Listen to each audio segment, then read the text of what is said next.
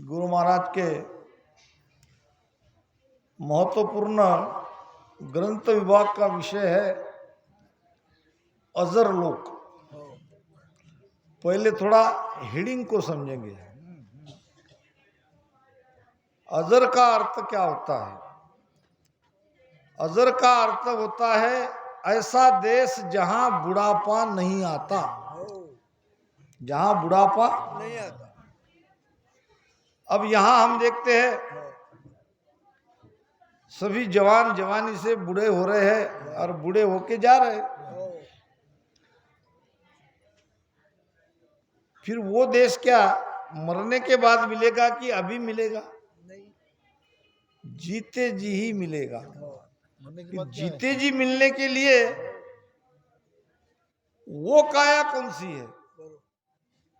5 प्रकार की काया गुरु महाराज ने बताई है। ये मलमूत्र की काया, ये कार्जिक काया है, ये स्थूल शरीर। इसके भीतर में है सूक्ष्म शरीर। स्थूल सूक्ष्म कारण महाकारण, ये शास्त्र भी इस बात को मानते हैं। गुरु महाराज ने भी ये बात बताई है कि पाप पुण्य जब होते हैं वो भुगताने के लिए एक कारणिक काया मिलती है स्वर्ग लोक की सुख के लिए, और याचनिक काया मिलती है नरक के दुख भुगताने के लिए। तो ये 2 काया तो मिलती है। एक चौथी काया है झीणी काया, सूक्ष्म काया, ब्रह्म काया, और इसके बाद मिलती है दिव्य काया। और वो दिव्य काया है अजर, वो झरती नहीं है। तो भीतर में ये काया हमको प्राप्त करनी है। तो उस अजर लोक में कैसे जाएंगे, ये गुरु महाराज इस ग्रंथ में हमें बता रहे हैं। हंसा सुनो हमारी वाणी, तन मद भेद कहूँ सब आणी। अब ये ज्ञान समझेगा कौन? हंस। हंस ही समझेगा, जीव नहीं समझ सकता। हंस कौन? जिसने सार असार का निर्णय कर लिया, असार को त्याग दिया, सार को पकड़ लिया। हंसा सुनो हमारी वाणी, मेरे वचन हंस वृत्ति की आत्मा है, सब सुनो। ये तुम्हारे लिए ही ज्ञान है, तुम ही इसको समझ सकते हैं। कि मूढ़ मूर्ख को जीव रे सुने न समझे आय, जन सुखिया जुग सुख में जन्म गवावे आय। मूढ़ मूर्ख को जीव रे सुने न समझे। जो मूढ़ है, जो अज्ञानी है, जो नासमझ है, वो तो पहली बार यहां तक आ ही नहीं सकता। भूल चूक से आ गया तो यहां चैन से नहीं बैठेगा। सुने न समझे आए, क्योंकि ये ज्ञान उसके पल्ले नहीं पड़ेगा, नहीं समझ सकता। इसलिए सत्संग उसको करनी पड़ेगी। जैसे जैसे सत्संग करते जाएगा वैसे वैसे ये ज्ञान समझ में आता जाएगा। संग बिना तो भाव नहीं। भाव को पलटाना है तो संगत करनी पड़ेगी। भाव बिना नहीं प्रीत, अगर भाव नहीं बना तो प्रीति नहीं बनेगी, और प्रीति नहीं तो भजन नहीं।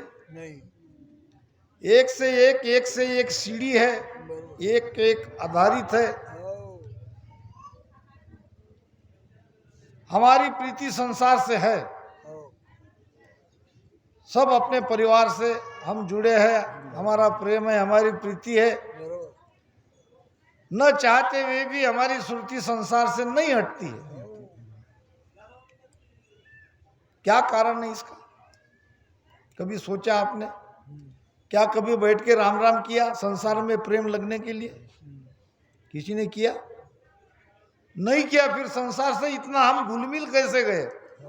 कैसे संसार हमारे अंदर से नहीं निकल रहा है? उसका कारण संगत। युगों युगों से हमने संसार की संगत करी। मात पिता कुल गोत कुटुंबो जूण जूण संग होई।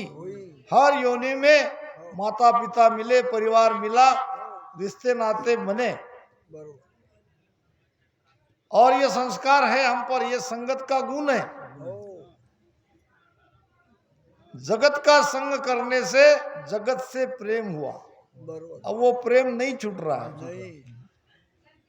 इसीलिए तो गुरु महाराज ने कहा है, जैसो प्रेम जगत सु तेरो, जैसो प्रेम जगत सु तेरो, ऐसो सायब सु लागे,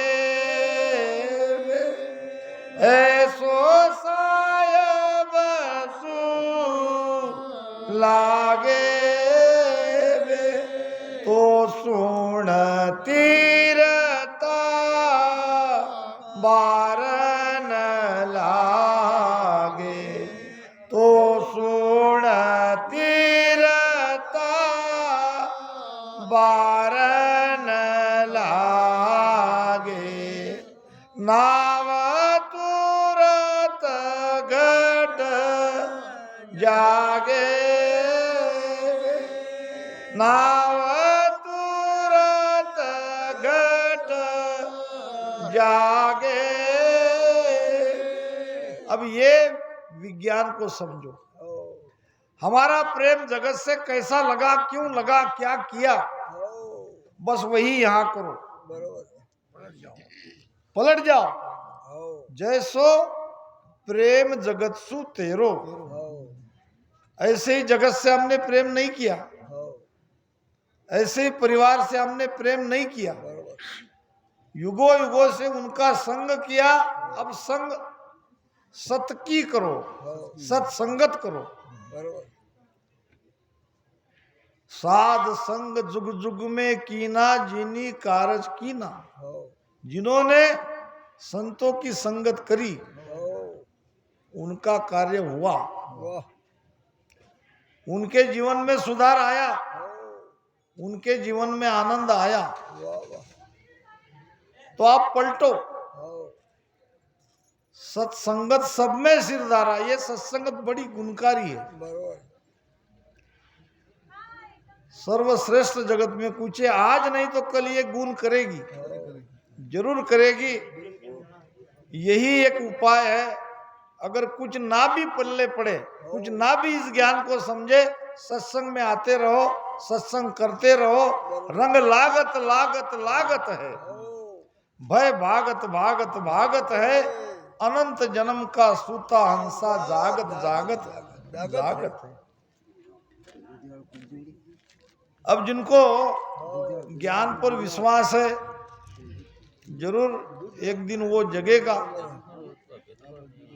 गुरु महाराज कहते, जे नर झूठ जानसी मोने से झूठा फल पावे, और साच जान कर शरण गहेरे से अमरापुर पावे।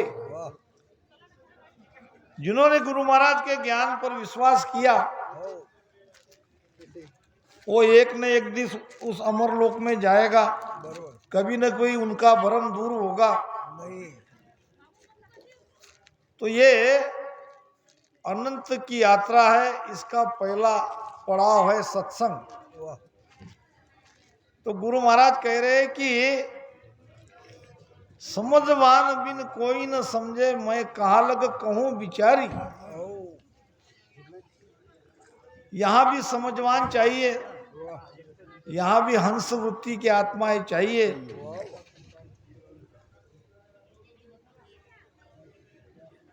एक रहता है अज्ञानी, एक रहता है ज्ञानी, एक रहता है अति ज्ञानी, ज्यादा समझदार। ज्यादा अब दो मित्र थे, ज्यादा समझदार, ज्यादा होशियार।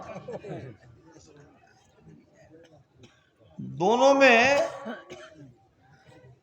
आपस में चर्चा हो रही थी कि ये भगवान ने बहुत जगह गलती की है,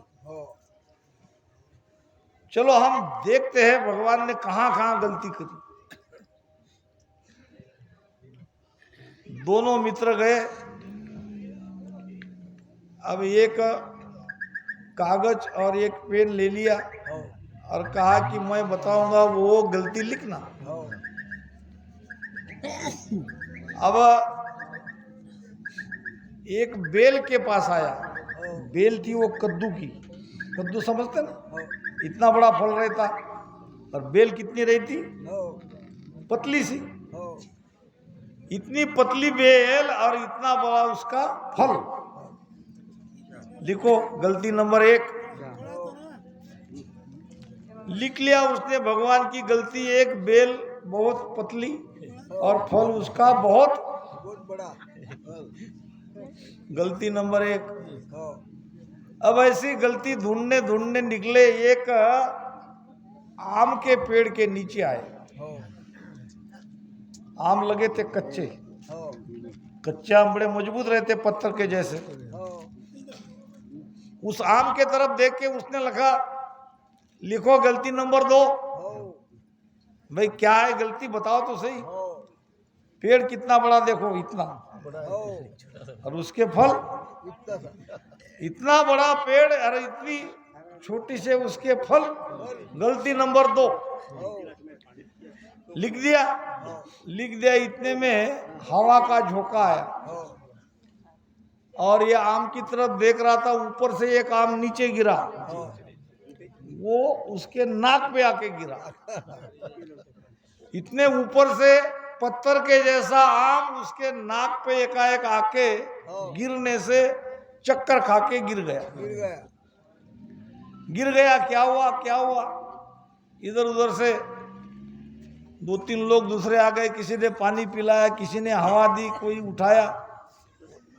थोड़ी देर में उठ गया। क्या हुआ भाई, हम तो बहुत विचार में पड़ गए। अरे पहले तुमने वो गलती लिखी क्या भगवान की? भगवान की गलती नहीं है, उसने जो किया है वो सही किया है। अगर इतने बड़े पेड़ को इतना बड़ा फल अगर लगता और वो फल अगर मेरे नाक पे पड़ता तो आज मैं रहता ही नहीं।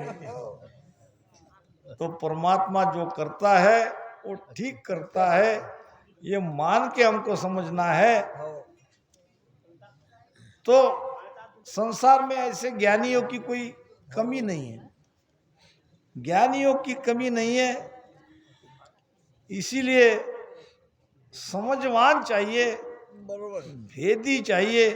भेद लेना भी। ज्ञानी मिल्या ज्ञान मैं देऊं, भेदी को समझाऊं।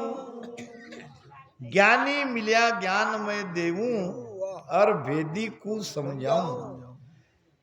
के सुख राम अज्ञानी आगे, हाथ जोड़ मैं जाऊं। हाथ जोड़ जाने का मतलब अज्ञानी से उलझो मत, बहसबाजी मत करो, वो तो मानेगा नहीं। वहां से चले जाओ। जाने में ही भलाई है। हीरा तहां न खोलिए जहां कुंजड़ की हाट, और बांधो अपनी गाटड़ी, चालो अपने बाट। जहां ग्राहक ही नहीं है वहां हीरा मत खोलो। ये ज्ञान अनमोल ज्ञान है, तो वही समझ सकेगा। तो महाराज कहते हैं, हंसा सुनो हमारी वाणी, तन मद भेद कहूं सब आनी। जैसे आजकल हम मोबाइल में सारी दुनिया देखते हैं, हो एक छोटे से मोबाइल में सारी दुनिया हम देख लेते हैं। इसी प्रकार ये 3.5 हाथ की काया में हो संपूर्ण ब्रह्मांड का रहस्य है, हो सब इसी में है। बरोबर और वही बात महाराज कह रहे हैं कि तन मद भेद कहूं सब आनी। हो भीतर में कैसे अमरलोक जाया जाता है, उस अधरलोक में जाया जाता है, उसका भेद मैं तुमको सबको कह रहा हूं और आप सुनो। बरोबर अमरापुर से मैं चल आया, तुम कारण मुझ ब्रह्म पठाया। वाह अमरापुर से मैं चल आया, हो अमर देश स्थान हमारा, जासू हम चल आया। हंसा काज रमू जुगमाई, अवगत मोए पठाया। अब कहीं कहीं अपना अपना मत, अपना अपना अनुभव, हो सब अपनी जगह सत्य है ये मान के चलते हैं। हो मगर इसमें भी हमको ये सोचना है हो कि ये आत्माएं कहाँ से आती है। हो पार ब्रह्मसु भेजिया हो, भेद निरालो समाये। सब तो आते हैं पार ब्रह्म से। हो फिर गुरु महाराज कहते हैं कि मैं अमरलोक से आया हूं, हो या अमरापुर से मैं चला आया, बरोबर तो क्या ये कोई विशेष है? हो ऐसा नहीं है, सभी आए हैं वहीं से। वाह मगर गुरु महाराज ने, ये उनका भजन का पराक्रम है, हो उन्होंने भजन किया भीतर के भेद से, गुरु महाराज के भेद से भीतर के कमलों को छेदन करके जीते जी वो अमरलोक में पहुंच गए। वाह अब वहां का आनंद और वो अनुभव लेके अब कह रहे हैं कि अमरापुर से मैं चलाया, मैं जीते जी उस देश में पहुंच गया हूं और अभी मैं हूं। हो अभी ये सत्ता और ये शरीर भी यहाँ है। ये तब की बात कह रहे हैं बरोबर कि मैं जीते जी उस अमरलोक में पहुंचा हुआ हूं हो और मैं उस देश का ज्ञान कह रहा हूं। वाह जब हम विदेश में जाते हैं तो वहां ना हमारी बात वो समझते, उनकी बात हम समझते, हो तो वहां जाके हमको दुभाषा लेना पड़ता है। बरोबर दुभाषा का मतलब क्या? जो वहां की भी भाषा जानता है और हमारी भी भाषा जानता है, हो हम क्या कह रहे वो सुन लेता है और उनकी भाषा में उनको कहता है कि ये वो कह रहे हैं। हो जब ऐसे दुभाषा मिलते हैं तो तब दोनों में वार्तालाप होता है। हो इस प्रकार गुरु महाराज ने एक काम किया है दुभाषा का। हो वो हमारी भी भाषा जानते हैं, हो वो उस देश की भी भाषा जानते हैं। बरोबर यहाँ का भी उनको अनुभव है हो क्योंकि वो पिंड से ब्रह्मांड में गए हो और उस देश में पहुंचने पर वो वहां का भी अनुभव हमें कह रहे हैं। अमरापुर सु मैं चल आया, तुम कारण मुझ ब्रह्म पठाया। तुम्हारे लिए मुझे भगवान ने, यहाँ ब्रह्म क्या? परमात्मा राम जी, तुम्हारे लिए मुझे परमात्मा ने भेजा है। हो मोकुल को ज्ञान कर सोई, उठ बैठ क्या मेरी होई। वाह बोली सबे बात सब ठाणो, करुणारत सुमोय पिछाणो। मोकू लखो ज्ञान कर सोई, हो यानी ज्ञान दृष्टि से ही हो मैं आपके समझ में आ सकता हूं। बरोबर मेरे ज्ञान को आप सुनो, समझो,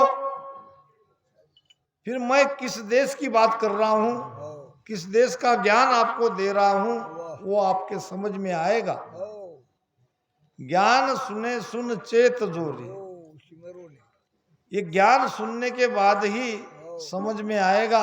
वाह, ऊट बैठ क्या मेरी हुई, हाँ, ऊट बैठ यानी मैं कैसी मेरी साधना है, हाँ, या मैं भजन कैसे कर रहा हूं, हाँ, ये आप देखो, बरोबर, आप इसको समझो, हाँ, इसमें सांस उसास के भेद को समझो। वाह, अगर मेरे देश में आना चाहते हो, उस देश का अनुभव करना चाहते हो, वाह, तो मेरी ऊट बैठ को आपको समझना पड़ेगा, मेरे भेद को आपको समझना पड़ेगा। बरोबर,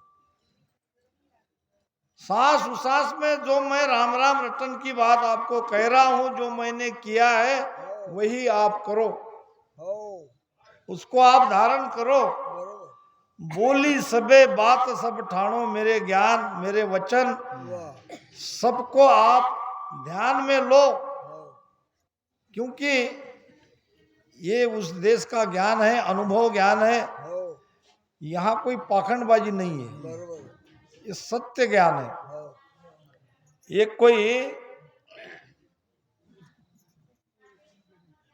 शेठ जी थे, बढ़िया थे, हाँ, और कभी जिंदगी में किसी को दान दक्षिणा नहीं दी। कोई आता भी उसके पास तो कहता ये मेरे से नहीं होगा, तुम ही जाओ, हाँ, मुझे कुछ देना नहीं है। हाँ, धीरे धीरे लोग उसको कंजूस नाम से पुकारने लगे। हाँ, कंजूस सेठ, हाँ, सेठ तो बहुत बड़ा था, धनवान तो बहुत था, मगर एक पैसा भी कभी उसने दिया नहीं किसी, किसी धर्म कार्य में नहीं लगाया। अब ऐसे सेठ को मिला एक ठग। हाँ, अब ठग आया साधु का भेष बन के, हाँ, पाखंड हाँ, ऐसा है कि जैसे ऊपर से डायरेक्ट आया हो। हाँ, भेष बनाया बहुत बढ़िया साधु का, और रात में आया, हाँ, शेठ जी मुझे केवल एक रात तक रुकना है, हाँ, रात हो गई है, आगे मैं नहीं जा पाऊंगा। हाँ, शेठ जी ने कहा मैं तो ऐसे साधु संत पे विश्वास नहीं करता, हाँ, मगर अब तुम आए हो हाँ, तो मेरे बगीचा में एक घास की एक कुटिया बनी है, बनाते ना हाँ, बड़े बड़े लोग, घास की कुटिया बनाते हैं, उसमें हाँ, रहते हैं। तो वहां चाहे तो तुम रह सकते हो, क्योंकि तुम अनजान आदमी हो और मैं किसी के विश्वास नहीं करता, घर में प्रवेश नहीं दे सकता। हाँ, उसने कहा ठीक है, हाँ, और जाके उस घास की कुटिया में सो गया। हाँ, सुबह उठ के शेठ जी के पास आया, कहने लगा हाँ, शेठ जी मैं जाता हूँ। हाँ, अरे कोई भोजन प्रसाद? हाँ, नहीं नहीं नहीं, मैं तो फलाहार करता हूँ और वायु पीता हूँ, हाँ, मैं भोजन नहीं करता। हाँ, अच्छा कुछ दान दक्षिणा? बिल्कुल नहीं, न मैं पैसे को छूता हूँ, न मैं स्त्री का स्पर्श करता हूँ। हाँ, शेठ जी ने कहा आज तक मैंने बहुत साधु संत देखे, मगर इसमें बात अलग है। हाँ, तो आज्ञा लेके चला गया, हाँ, 3 दिन के बाद वापस आया। हाँ, वही साधु वापस आ गए। हाँ, वही आ गया। शेठ जी ने कहा कैसे आ गए, तुम तो कहते थे हाँ, कि मैं ऐसे घर परिवार में ज्यादा रहता नहीं, हाँ, और बहता पानी निर्मला ठहरा गंदा होए, हाँ, एक जगह मैं रुकता नहीं, हाँ, फिर क्या कारण है तुम 3 दिन में आ गए? हाँ, शेठ जी ऐसा है कि मैं तुम्हारी एक वस्तु गलती से मेरे पास आ गई, वो वस्तु देने के लिए आया हूं। हाँ, अच्छा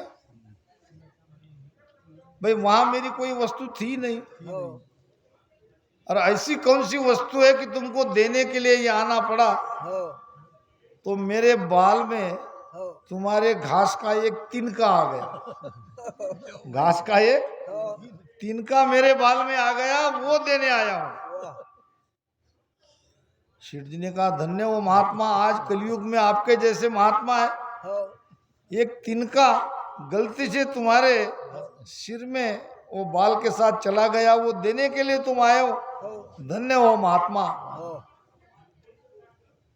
अब वो देके जाने लगा तो सेठ जी कहने लगा, हो देखो भाई, मैं तो ये साधु संतों पे विश्वास नहीं करता हूँ, हो मगर अब तुम्हारी बात अलग है। हो तुमने एक पैसा लिया नहीं, न भोजन प्रसाद लिया, हो रहने को आग्रह किया तो नहीं रहे, और एक घास का तिनका वो भी तुम देने के लिए आए हो।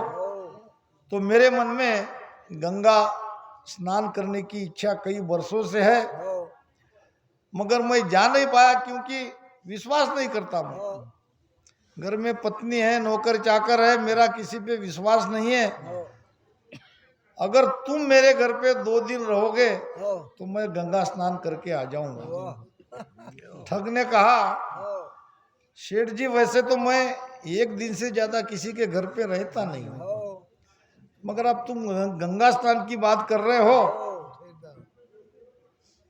तो रह जाऊंगा, 2 दिन में जरूर आ जाना, हो क्योंकि मैं ऐसे संसारी लफड़े में पड़ता नहीं। हो शेठ जी चले गए, 2 दिन बाद आए। हो अब इधर वो ठग ने क्या किया, सेठ जी की पत्नी और सेठ जी का सारा धन लेके हो गया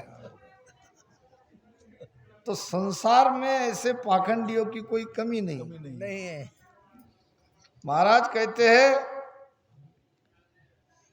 साध साध सब ही कहे सादा बिचे विवेक, हो एक दिखावा जगत का एक मिल्या अलेख। हो साधु तो संसार में सभी है, बरोबर मगर साधु को पहचानने के लिए विवेक चाहिए। हो एक तो जगत का दिखावा है, बरोबर केवल ऊपर का उसका यह है साधु दिख रहा है, मगर एक उस अलेख को मिला हुआ है, जो लखने में ही ना आता उसको लखा हुआ है। बरोबर तो गुरु महाराज का ज्ञान अनुभव के कसौटी पर सत्य है, हो हरदम वो नूतन है, ज्ञान कभी पुराना नहीं होता। बरोबर एक एक साखी का जैसे जैसे हमारा अनुभव बढ़ता है वैसे उसका अर्थ भी बदलता है, बरोबर नया नया अनुभव इसका आने लगता है। हो एक कभी साखी हमारी पुरानी नहीं होती है, वही ज्ञान हमने कितने बार पढ़ा, कितने बार सुना, हरदम वो हमको नया लगता है, हो उसका आनंद अलग लगता है। बरोबर मोकू लखो ज्ञान कर सोई, उठ बैठ क्या मेरी होई, बोली सबे बात सब ठाणो, और करुणा रत सु मोय पिछाणो। हो यानी करुणा करना पड़ेगा, भजन के साथ में करुणा चाहिए। करुणा करेंगे तभी वो शब्द जगेगा, तभी गुरु की कृपा होगी, और तभी गुरु महाराज को हम पहचान पाएंगे, उस भेद को पहचान पाएंगे। अजपे संग राम लिव लागी, रेणी ध्यान भरम बिन भागी, वाह राम नाम मेरे इदकारा, अजर लोक ये नाण विचारा। हो अब अजप्पा क्या है? हो जप तो सभी जानते हैं, बैकरी वाणी से किसी भी नाम का हम जाप करते हैं तो यह है जपा। हो फिर अजप्पा क्या? हो अजप्पा उसे कहते हैं जो बिना जपे जाप होता है, हो उसको कहते हैं अजप्पा। बिना जाप किए जो जाप हो रहा है वो है अजप्पा। अब ये अजप्पा क्या है? हो वो अजपो संग करे सोहम सासा जान ररो ममोरट जी बसु धरे बीच में आन धरे बीच में आन तवे ने अंचर पावे इन छे के बिन मेल पीट राह कदे न पावे सुख रामदास ये एकटा मथे नाभ में आण वो अजपो संग करे सोहम सासा जान। ये सारा भेद बताया है नियंचर जगने का, पिचम के रास्ता खोलने का। इसमें भी आया है अजप्पा, ओम सोम और अजप्पा, रकार मकार जीभ से रटन करना। ये 6 इकट्ठा जब हम नाभि में मथन करते हैं तब पिचम का रास्ता खुलता है। अब ओम क्या और सोहम क्या? सोहम तो है श्वासा जो भीतर जाती है, प्राण वायु ऑक्सीजन, और ओम है जो बाहर निकलती है जिसके द्वारा बोले जाते हैं, वो है ओम। ओम सोम। अब इसमें होता है अजप्पा। यहाँ बात आई है अजप्पे संग राम लिव लागी। अब अजप्पे को हमको समझना है, अजप्पा क्या है। इसी अजर लोक में महाराज ने कहा है कि रेचक पूरक कुंभक ध्यानी अजर लोक की ऐसे नानी। अब देखो ये अजब्बा का भेद आपको यहाँ जो महाराज ने बताया है वो मैं समझाने का प्रयास कर रहा हूं। रेचक पूरक, रेचक यानी क्या? बाहर निकालना। पूरक यानी क्या? अंदर लेना। पूरक रेचक, रेचक पूरक। और कुंभक। अब कुंभक क्या है? कुंभक है श्वासा को रोकना। कल देख लेना, सुबह 4 बजे उठ के जब भजन करते हो, जब श्वासा राम राम करते करते भीतर लेते हो तो वहां रुक जाओ। जब जितना देर रुक सकते हैं उतना रुको। देखो नाभि में हलचल होता कि नहीं। जितना ज्यादा हम रुकेंगे उतनी ये वायु को हम शक्तिमान बनाएंगे, वायु की ताकत बढ़ेगी। और इसको कहा है अजप्पा। ये कबीर साहब की वाणी में आता है।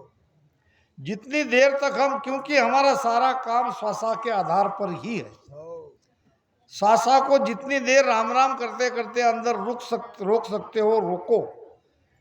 ये रोकने के बाद तुम्हारा अजप्पा जगेगा भीतर, यहाँ दर्द होना शुरू होगा। अजपे संग राम लिव लागी रेणी ध्यान भरम बिन भागी। इस प्रकार से भेद से ध्यान करोगे तो आपका भ्रम दूर होगा। राम नाम मेरे इदकारा, राम नाम तो लेना ही है, यही सबसे अधिक है। और अजर लोक एनान विचारा, अजर लोक का यही एनान है, यही हिंदान है, यही उसका सेन है, यही उसका प्रमाण है। तो अब समय हो गया, क्योंकि